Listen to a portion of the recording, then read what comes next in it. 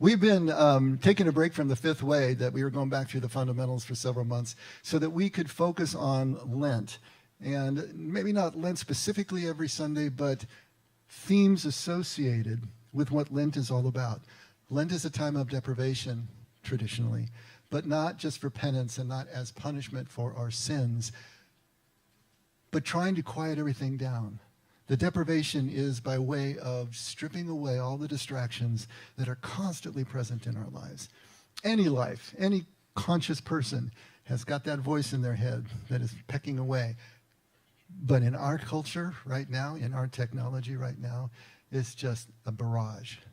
Can we turn that down? Can we start to work on the 4 S's, silence, solitude, stillness, and simplicity, and see if we can bring that down for a reason? This Lent that we are going through right now, which is the same as Jesus' way. Jesus' way is a way of subtraction and not addition. Jesus' way is a stripping down, not an acquisition or an adding to. He tells us constantly the truth is not out there. The kingdom is not out there, somewhere to be acquired. It's already within. Our whole purpose as followers of the way in spiritual formation is simply to strip away everything that would distract us from the truth that we already have within, that the kingdom is there, here, now. The kingdom and God's presence, which is the same thing, here, now.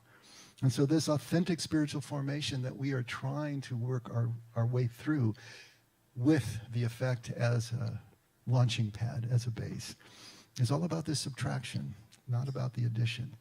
And what's the reason for that? Why are we trying to do this? Why do we keep subtracting? We say we need to know the truth, but really what we're talking about is we're trying to build our awareness. We're trying to become fully conscious. We're trying to wake up inside waking life, to be able to see what is really right in front of us, what is within us. Because as long as we are just listening to the voice in our head, as long as we are buying our own PR, right, our projections, our egoic consciousness, then we are living the illusions that they produce. And we are running after the things out there that we think will give us meaning. But those are illusions too. Those are mirages. When you get up to them, there's nothing there. And so everything that we do in terms of subtraction, everything that we do if we're fasting during Lent, it's all by way of quieting things down so that we can become more and more aware of what is right here, right now. Awareness is the spiritual holy grail. It's what we're after. Building this full consciousness as a human being is the whole point of spiritual formation. It's why we're doing what we're doing. I remember, it's going to be a lot of years ago, 3-4 decades ago, as I was just starting this journey, I remember having the experience, the sensation of my awareness catching up to me, slowly by slowly. And by that I mean, I could remember times 10, 15 years before, and I would actually cringe. How could I have been so insensitive? How could I have been so oblivious? How could I have been so stupid, insensitive, all the things that we beat ourselves up for? Way back in the past. And as I continued along with the contemplative practice and contemplative process, then it was maybe 5 years ago, and then it was a year ago, and then it was last month. I did it again, last week, yesterday. And then as I'm walking away from a conversation, it's like, oh, I did it again. And then there was that moment, that golden moment, where in real time, as the words are coming out of my mouth, I'm starting to realize I'm doing it. Take a breath, stop, make a different choice. And then there was actually a time where I could see it coming. My awareness had moved out in front of myself, where I could see this is where I always do X. I'm going to do Y this time. It had to catch up to me. That's the feeling of it. As you move down this path, as you spend more time in silence, solitude, stillness, and simplicity, the natural consequence of that is that your awareness starts building, and it will catch up to you. Because literally only when you are aware of the moment that you are having now, that there is a choice in this moment that you can make, then you are doomed to repeat whatever your programming has programmed you to do. It'll just be stimulus response. What awareness does is open up a space between the stimulus and the response where we can take a breath and make a decision that would be congruent with what love requires in the moment. But we have to get there. And until we are aware of ourselves in the moment, we can't choose love. We won't be able to do that. So this is like waking up inside of waking life. We've talked about lucid dreams where you're waking up inside the dream and you know you're dreaming, and then you can make choices in the dream. You can change the dream. We're trying to wake up inside waking life so we can do exactly the same thing. Because until we do that, we can't choose love. We can never identify truly with another person, with the person that's right in front of us, with everything that is around us and sharing our moment, because we're really not there. We're behind the wall, behind the veil of all of that egoic projection, all of those things that we think is real, but it's not. And once we get to this point, now we can act accordingly, but only if. But with awareness, as this awareness starts to grow in us, as we start to see the world in a different way, it's kind of like Dorothy when she sees behind the green curtain, right, and sees the man behind the controls. It's a lot like that. You know, when you see that, a shift occurs. You start to see the world in a different way. You start to see relationships in a different way. And there's a cost associated with that. And this is interesting because Marion sent me this little paragraph several weeks ago.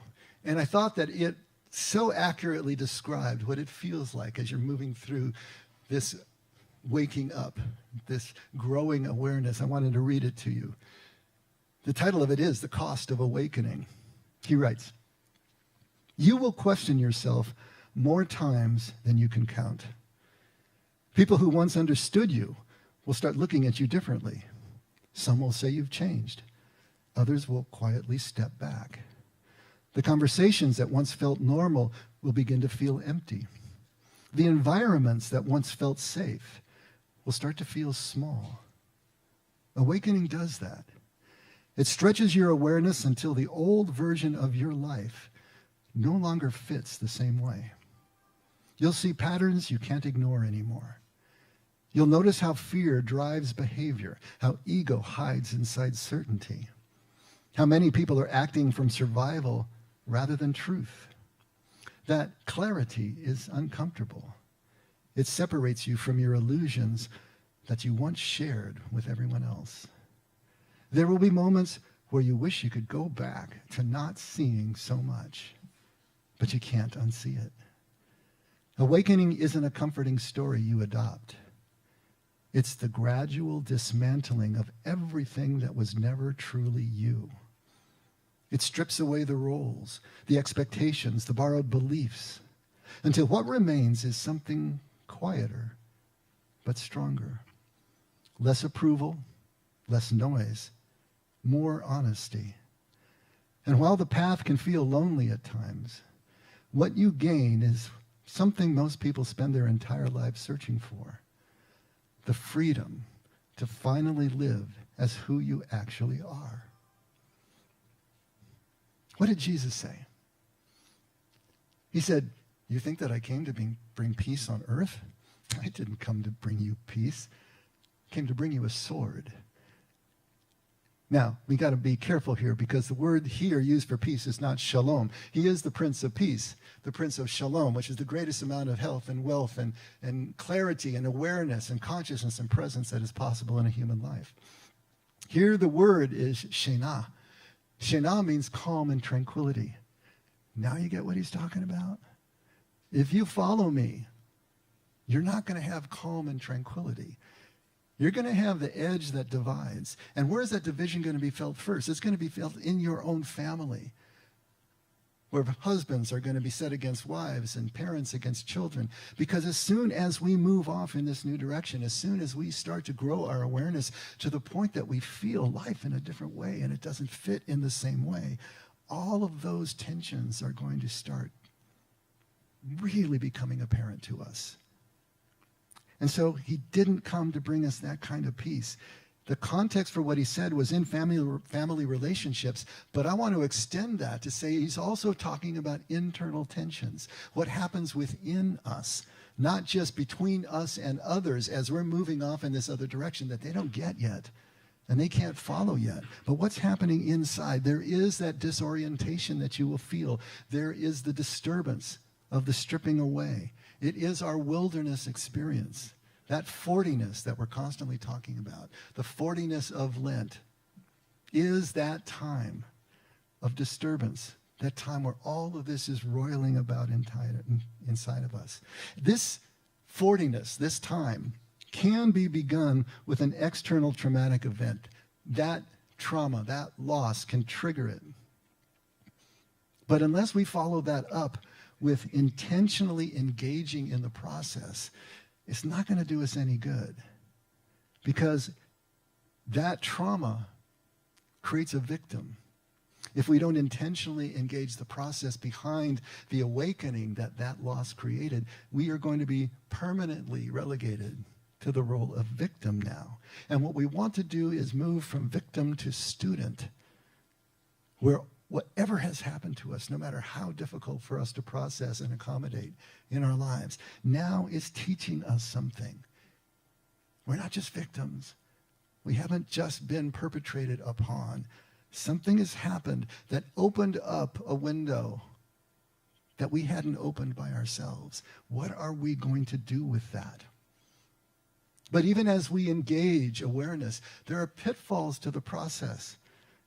And there's a darker look at what I just read to you. And I want to read you this one as well. This one is called Awake in a World That's Sleeping. There's a peculiar suffering that comes with awareness, a kind of exile that happens when you leave the world, a kind of exile that happens not when you leave the world, but when you truly begin to see it. You sit down to watch a movie everyone loves, and within minutes you're analyzing the manipulation tactics, the propaganda, the tired formulas. You're at a party, and instead of enjoying the moment, you're observing the social performances, the masks, the desperate need for validation in every conversation. You used to enjoy these things. You remember when a movie was just a movie, when small talk was comfortable, when you could lose yourself in the moment without your mind dissecting every layer of what was really happening. But something changed. You woke up, and now you can't go back to sleep. We're exploring one of the most painful consequences of consciousness, the loss of simple pleasures. This isn't about being cynical or being superior. This is about the genuine grief that comes when awareness strips away the capacity for innocent enjoyment. Think about a child watching a magic show. Their eyes light up with wonder. They believe in the magic completely. Now think about you watching that same show. You see the sleight of hand. You recognize the misdirection. You appreciate the skill, perhaps, but the magic is gone. This is what happens to conscious people with almost everything in life. You can't watch the news without seeing the agenda behind every story. You can't scroll social media without recognizing the performance, the carefully culturated highlights, the desperate need for external validation. You can't attend social gatherings without feeling the weight of all the unspoken truths, the polite lies, the surface-level connections that everyone pretends are meaningful. The veil has been lifted, and you're left standing in a world where everyone else still sees magic. Well, you only see the mechanics. This creates a profound loneliness. Not the loneliness of being physically alone, but the loneliness of being awake in a world that's sleeping. You're surrounded by people, yet you feel completely isolated because you're experiencing a different reality than everyone around you. They're immersed in the movie. You're watching both the movie and the audience watching the movie. They're dancing.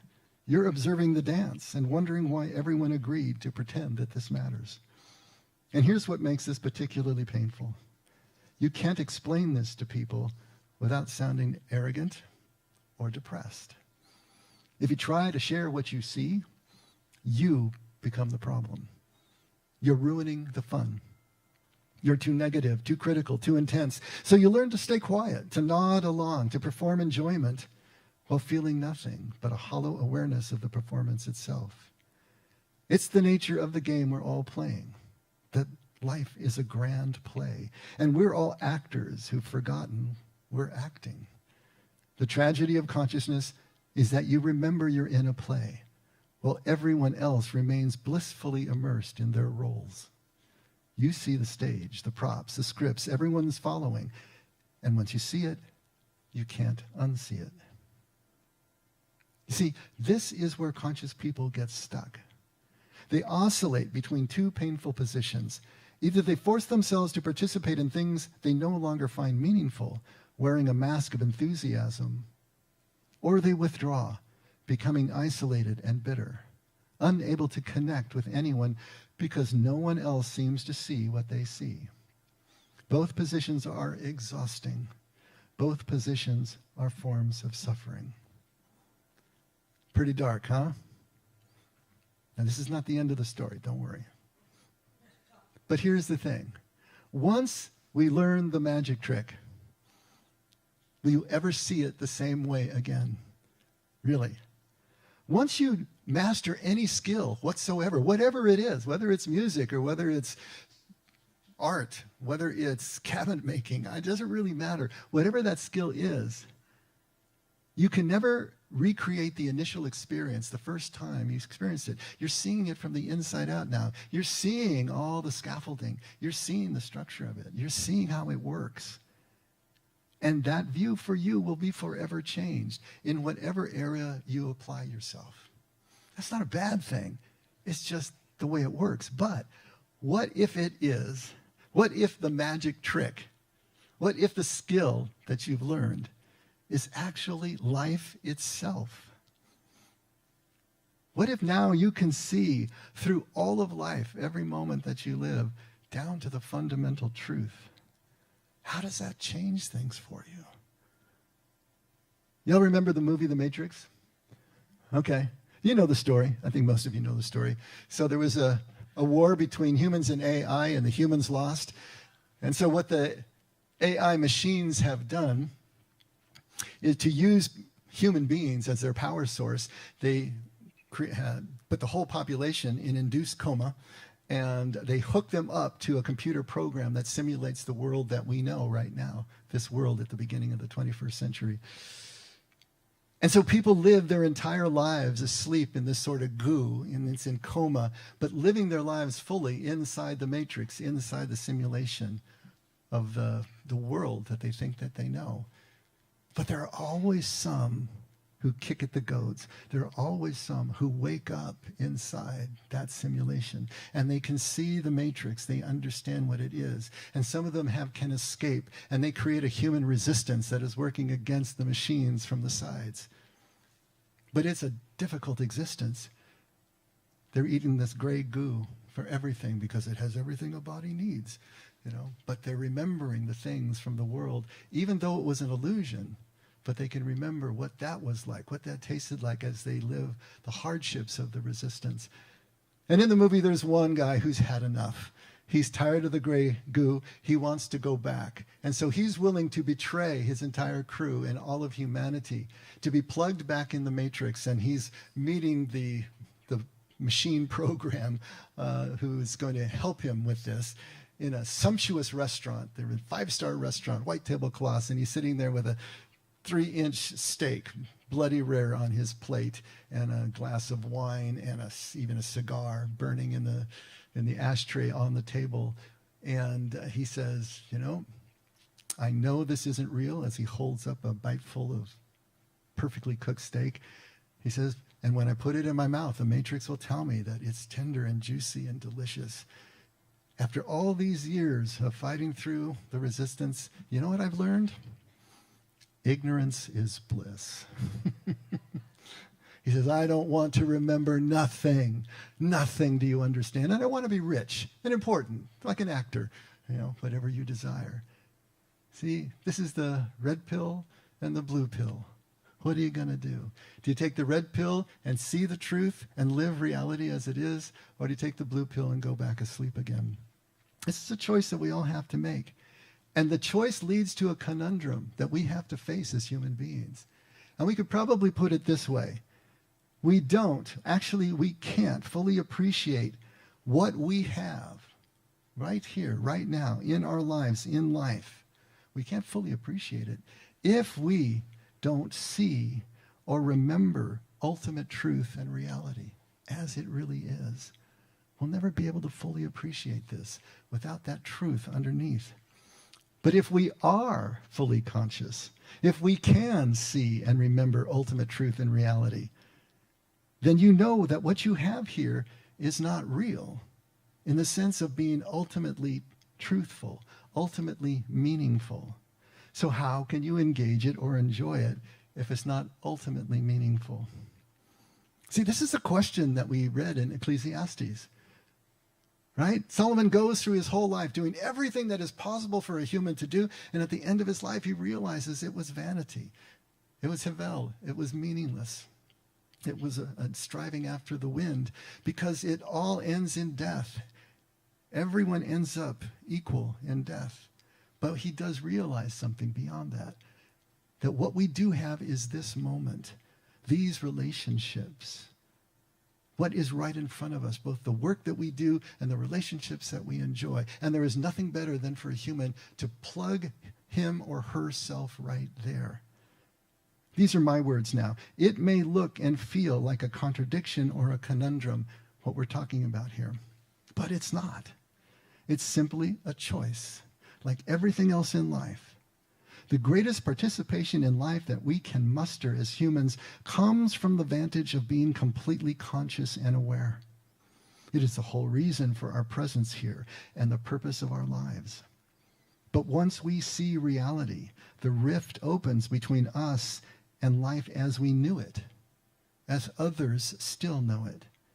It then becomes our decision what to do with that. And if we're stuck in a place of suffering, now, the writer's words again. The problem isn't that you've become conscious. The problem is that you're using your consciousness as a weapon against life instead of as a tool for deeper participation. You're standing at a distance, analyzing and judging, rather than recognizing that your awareness itself is part of the play. Becoming aware is a transitional phase. Suffering arises when consciousness hardens into distance, when seeing the game becomes refusing to play. Awareness was never meant to exile you from life. It was meant to change how you participate. The task is not to try to believe again. It is to engage without being fooled. To watch the movie, knowing it's constructed, and still let it move you. To join the gathering, knowing it's a performance, and still bring sincerity. Not because the illusion is real, but because you are. What awareness removes is borrowed meaning. What remains is chosen meaning. That weight is heavier, but it's also freer. How do you make this choice? If it is our choice to see the meaning, to accept the meaning, to engage it, even among everything else that we can start to see is not illusory in the sense that it doesn't exist, but doesn't have the ultimate meaning that we crave, that we need in life as human beings, how do we make that choice?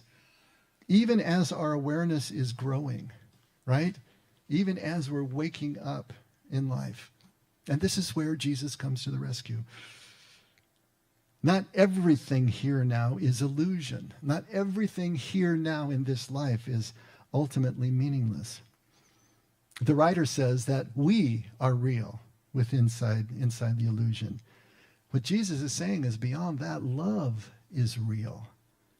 Presence, identification with the other, which is how we define love, is real. To identify with everyone and everything around us, to be present to that is real. In other words, the whats of life, right? All the details, all of the possessions that we can have, all the roles we can play, all the accomplishments, all of those are not real. They're ultimately meaningless. But the hows of life are real. They're eternally meaningful. What's the hows? The awareness, the presence, the identification, the connection that we can have. Everything that defines love, that is real. And so the what's of life define the first half of life, as we've talked about the first half, where we find meaning from external sources, from outside ourselves, what we can do, how we can perform, what we can accumulate. But the how defines the second half of life, where awareness allows us to see the task within the task. Literally, with the right how, all the what's of life become real again. They become meaningful again. Because now they're imbued with this deeper connection, this deeper identity. You know, this is kind of like a life hack. They love to use that term. Here's a hack for you for cooking. Here's a life hack for you. This is kind of like a life hack. It's a way through this conundrum, that we were just talking about here. Be fully conscious. Be fully conscious. Be fully aware. Wake up in waking life. Do that, but still see the value in small talk. See the social masks. See the performances that people are playing, but also see the real person underneath. The person who is trying to connect. You can connect with that person. You can identify with that person. See the audience watching the movie, but see the movie too. Be moved by the movie. We're not above it. We're in it. Fully engaged, if we choose to be. We don't take life less seriously the more we become aware. We take it more seriously, but focused on the task within the task that brings meaning to everything. Whatever you think about Jesus, he was fully awake. The man that is portrayed to us in the Gospels was fully awake, fully conscious, fully engaged and identified with life. Never arrogant, never condescending. Think about it, he loved to enter into the world of the child. What is more make-believe than the world of the child? And yet at every turn, whenever he could, he sat down with those children. He played with them. He entered into their world, their make-believe world, because that was just as meaningful as anything else in life if you are focused on the task within the task. Remember when he's going to raise Lazarus from the dead and he meets his two sisters on the way first? The first one he meets is Martha. She's the engineer head. She's the one who has to have the dinner ready and everything prepared and everything going on. And she's always upset at Martha, who's just kind of, the woo-woo person, kind of sitting at Jesus' feet. Well, he meets Martha first, and what does he do with her? He has an intellectual conversation, a theological conversation with her, because that's what she needs. And then a few paces down, he meets Mary. What does he do with her? He weeps with her, because that's what she needs. And then he goes to the grave and raises Lazarus from the dead, because that's what he needs. Do you see how the perfect awareness, consciousness of Jesus allows him to shape-shift in all these different situations and present exactly what love needs at the moment, because he's really there. He can see it. Maybe he knows at some deeper level that the grief is not real, because we're all one and we're all connected and we'll all be connected. But he takes it seriously at the moment because it's right in front of him. This is what we're talking about. This is the life hack. This is the way through the disorientation, the alienation that we feel in this transitional period as awareness is growing in us, this wilderness period. If we don't get stuck, if we don't let it become purely mental, just a concept, if we don't become egg-headed philosophers, don't you hate those guys? They're always talking about all these esoteric things. They never really bring it in for a landing, and they can be really condescending and arrogant in the process. If we don't allow that to happen to ourselves, we can fall back in love with life. All life, everything in life. And it all is about this stripping away of the illusion of the ego. The transitory elements of life, of physical life, seen beyond the facade, seen beyond the veneer of life, the set pieces as we see them. and really engaging. If it was a traumatic event that brought on this journey for us, we can get stuck in victimization really easily. If it was a philosophical or conceptual understanding that started our journey, then we can get stuck in the arrogance and the condescension, the withdrawal, the distancing, and all of that. But if that moves into a place of experience, if we start to actually experience what we're talking about here, then it makes all the difference.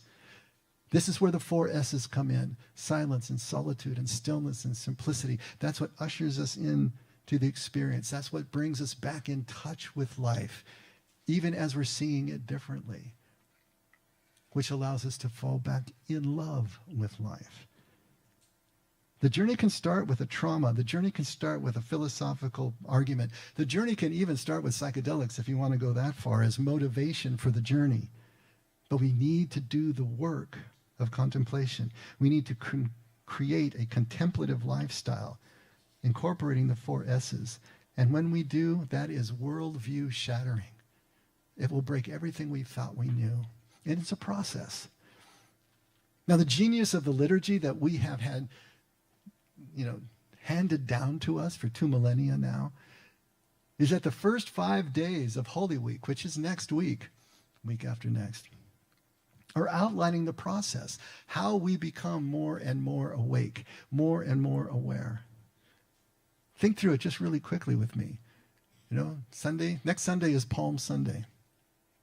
Palm Sunday is going to celebrate Jesus' entrance, triumphal entry into Jerusalem. And it is watching all of the people with all their different views of Jesus, what he means to them. Is he the Savior? Is he a threat? Is he coattails that they can ride into glory? Everybody has a different view and a different reason for cheering Jesus on, based on their own agendas, based on their own fears, based on their own expectations. But what's happening on Palm Sunday is the ability to start seeing through those agendas, seeing through our own projections and desires and expectations, to actually see Jesus as Jesus is, to see truth as truth is. We need to start within, with the distractions that we have built unconsciously, but they're there. Can we start to see through those to the truth? And then there's Fig Monday. 2 things happen on Fig Monday. He cleanses the temple, and then he curses the fig tree. And those 2 seem really unrelated until you put the 2 of them together, because they happen side by side. Both of them are symbols for abundance and symbols for the truth and symbols for everything that Israel was founded on. And from a distance, they look great, the temple, the tree. But when you get up close, there's nothing there that can nurture the people anymore. And Jesus is showing us that we need to see through the distractions, see through the deceptions of our institutions in life, see through the beliefs of the group or our culture at large, if they are distracting, if they are not allowing us, again, to let go of the safety lines that we are holding on to, the safety of the group, and be able again to immerse ourselves in truth as it is. Holy Tuesday is a story of the 10 virgins, right? The 5 foolish and the 5 wise that either have the oil or they don't. And it's talking about the Jewish wedding feast, where there is this period of waiting between the betrothal and the actual wedding ceremony, the consummation. And in that period, you don't know when the groom is coming back. But to be able to balance now and not yet, anticipation of a life to come, and full engagement in the life that is. This is what we're talking about here. Can we do that? Can we establish presence even in the work toward change, to the extent that every moment is completely enough for us, even as we're working for change? Can we balance those 2? Spy Wednesday is about balance as well. 2 things happen there. Judas goes to the Sanhedrin and sets up his betrayal of Jesus, and then Judas has a confrontation with Mary as she is pouring perfume on Jesus' feet in another one of her completely out-of-body experiences that she has, as she is just celebrating the intimate relationship that she has with Jesus, the connection, the friendship. Can we learn to balance macro issues You know, this could have been sold and given to the poor. And Jesus says, you're always going to have the poor with you, but you won't always have me. Don't deny her this moment. Can we balance those macro issues with the micro issues? Can we balance relationships and intimacy with everything that we see out there? So that the sum total to us is living in intimacy and vulnerability.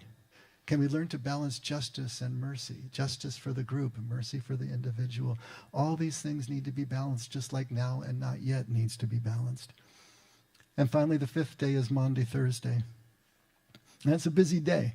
All kinds of things are going on Maundy Thursday. There's the Last Supper, there's Gethsemane, and the Last Supper in John is 5 chapters long. That's 20% of the whole gospel is all there right at the Last Supper. It's a big deal.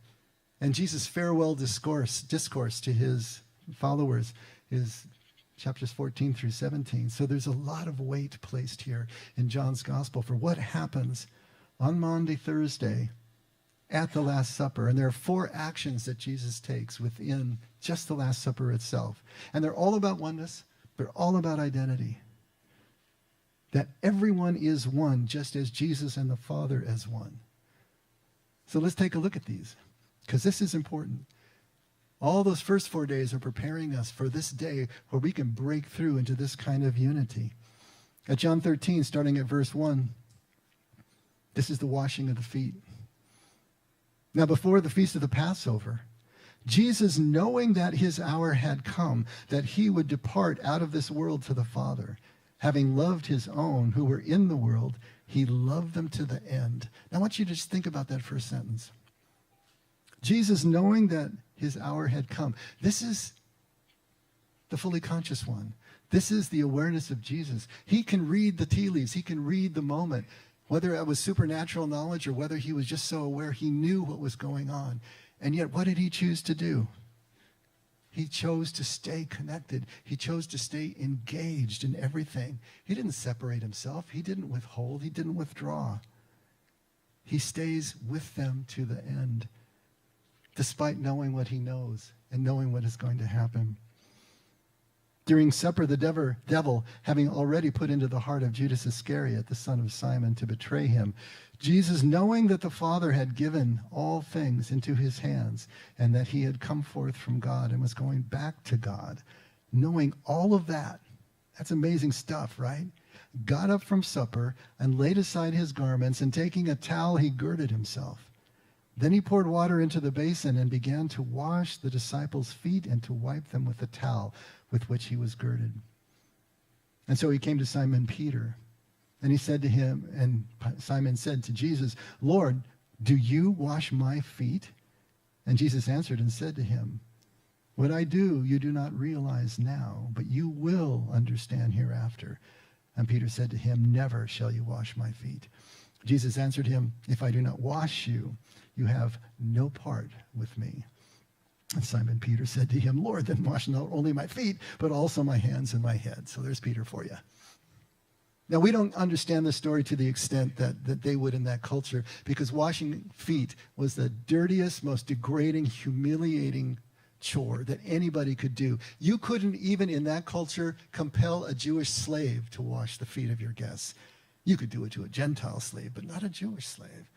And this is the place where washing feet was. And here is Jesus, the master of them all, washing their feet and saying, you don't get it right now, but if I don't do this, if you don't enter into and engage this with me, you can't go where I'm going. And here at verse 12, so when he had washed their feet and taken his garments and reclined at the table again, he said, do you know what I have done to you? You call me teacher and Lord, and you're right, for so I am. If then the Lord and the teacher washed your feet, you also ought to wash one another's feet. For I gave you an example that you should also do as I did to you. Truly, truly, I say to you, a slave is not greater than his master, nor is one who is sent greater than the one who sent him. If you know these things, you are blessed, if you do them. So beyond just the service of this, beyond just the established humility of service like this, because we like to try to emulate this, just wash each other's feet, and we do it ritually, and that's a beautiful thing to do. But way beyond that, what is Jesus really saying to them? He says, the master is the servant, and the servant is the master. Do you know what I have done to you? All of us are one. All of us are indistinguishable from one another in the love of the Father, in our service to one another. There is no difference between us. We are all connected. We are all one. That's the deep, deep message he's getting across. And if Peter wasn't going to enter into that, he couldn't go where he was going. Mark 14, starting at verse 2, this is the Eucharist. While they were eating, he took some bread, and after a blessing, he broke it and gave it to them and said, take it. This is my body. And when he had taken a cup and given thanks, he gave it to them, and they all drank from it. And he said to them, this is my blood of the covenant, which is poured out for many. And so what is he saying here? Assimilate into yourselves everything that I am. And by extension, everything that the Father is, because Jesus and the Father are one. There is no daylight between them. If you take into yourself, actually assimilate everything that is Jesus, you are assimilating everything that is the Father. And we become one in actual substance and also in purpose, indistinguishable, just as Jesus and the Father are indistinguishable. Back to John 13, verse 34, the new commandment. A new commandment I give to you, that you love one another, even as I have loved you, that you also love one another. By this, all men will know that you are my disciples, if you have love for one another. And we have to understand love as identification with each other, not just something that we feel, not just something that we do, but it's motivated by something deeper. It's actual identification. We see the other as ourselves, as an extension of ourselves, and vice versa, so that everything we do to them, we're doing to ourselves. We're walking, breathing golden rules at that point. But to enter into that kind of identification is the only proof of followership of Jesus. It's the only proof that you are on the way. There is no other. Pledge allegiance to whatever you want to, but if you don't have this identification, Jesus wouldn't recognize you as one of his own.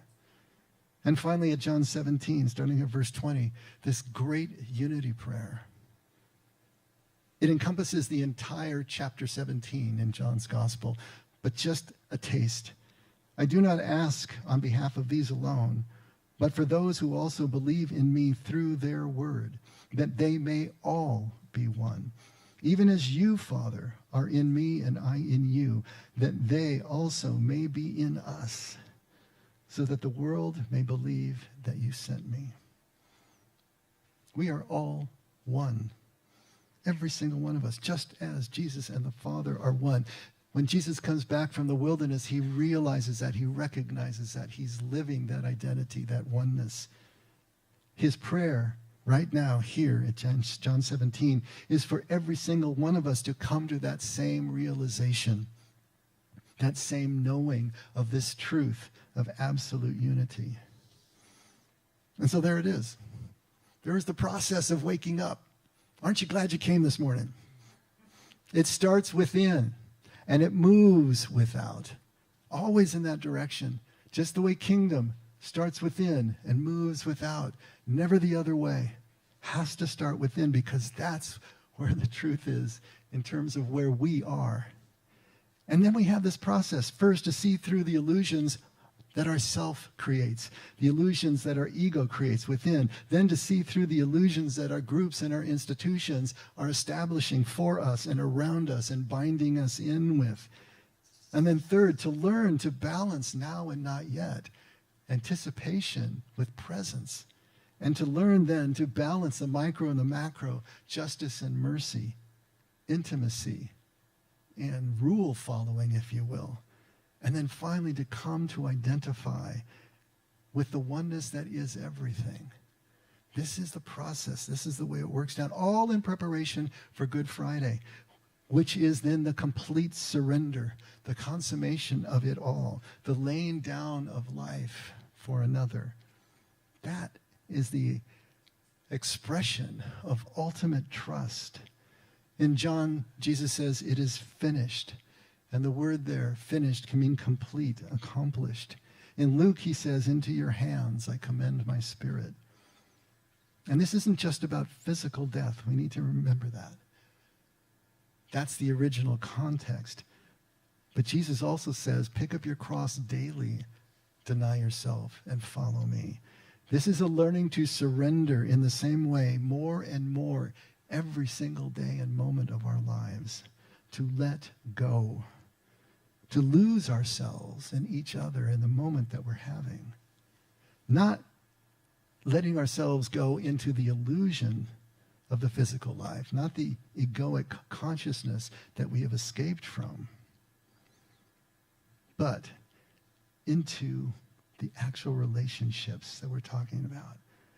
This balance, this double seeing, if you will, can be accomplished. We can do it if we experience waking up. Not just think it through conceptually, but actually live it. Not just experience it momentarily in a moment of trauma, but make it an intentional part of our lives, day in and day out. Lent is this ritual time that we have to practice. But Jesus' way is a life transformation, day in and day out. And until we wake up in waking life, we can't know the truth of ourselves or the life that we live, that Jesus said would make us free. But if we don't experience and live that truth, then we can't fall back in love with life that we're seeing so differently, this altered life that our awareness will show us. And ultimately, Jesus is telling us, without love, any truth that we find is no longer true. Because only love, only the oneness is real, truly real, ultimately meaningful. That's what we seek. Not just this Lent, but throughout our entire lives. Let's pray.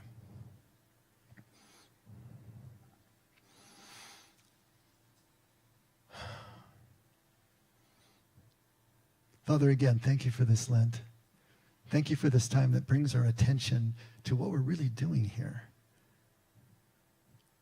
What we call our faith, what we call following Jesus, what it really means, and what it requires of us if we're really going to follow. Thank you for this time of remembrance, but help us to see through the ritual time into the rest of our lives. Help us to see how this integrates. And when we start to feel the disturbance of our growing awareness as we're waking up, not to get stuck there, not to feel alienated, but to see how this joins us ever deeper into our connections with each other and with you, if we will let it, if we will celebrate it, if we will fall back in love. And that's what we want, Lord. Help us to take the steps we need to take to see more and more of who you really are and who we are in you. And never let us forget we can only love because you loved us first. In Jesus' name, amen. Let's all stand.